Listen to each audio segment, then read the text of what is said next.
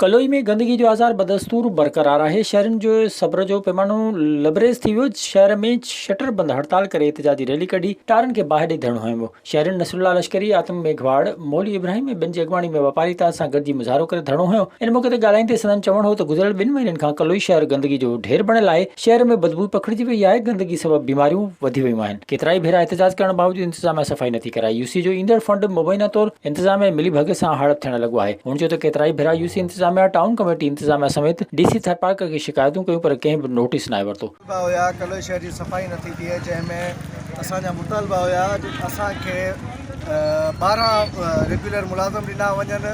उन खां अलावा शहर जी खाती कराई वञे, स्पेशल ग्रांट ॾिनी वञे, गंद किचिरो खणण लाइ गाॾी ॾिनी वञे ऐं शहर में वॾा डस्टबिन लॻाया वञनि जंहिंमें शहरी पंहिंजो किचिरो जमा कनि। जेको असांजो मुतालबो मंज़ूर न थियो आहे, जंहिंजे करे अॼु वापारी ताज जे तरफ़ां, वापारी एसोसिएशन जे तरफ़ां, सोशल समाजी अगवान जे तरफ़ां इहो बुखर पंहिंजो शटर बंदि हड़ताल थी आहे। उन खां पोइ धरणो जारी आहे।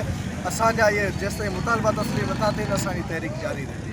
शहर जी सफ़ाई जे हवाले सां शहरी जी सफ़ाई जेको आहे गटर नाला उथली पिया आहिनि ऐं माण्हू जेको आहे पंहिंजे मटण लाइ बि आज़ाद थी वियो आहे। दुकानदारी कारोबार नथा करे सघनि, स्कूली ॿार मटे नथा सघनि।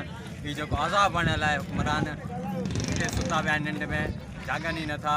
शहर जी सफ़ाई छा पई थिए छा न।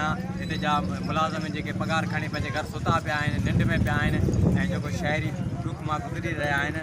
ऐं असांजी जेको अॼु धरणो आहे जारी रहंदो जेसिताईं जेको आहे असांखे का सहूलियत न मिलंदी ऐं सफ़ाई लाइ का मुलाज़िम न मिलंदा तेसिताईं असांजो धरणो जारी रहंदो। उन्हनि मुतालो कयो त फौरी तौर ते शहर जी सफ़ाई कराई वञे। ॿी सूरत में उन्हनि जो एहतजाज जो सिलसिलो जारी रहंदो। विज़िट कयो अवामी आवाज़ मीडिया ग्रुप जी वेबसाइट awamiawaz.pk।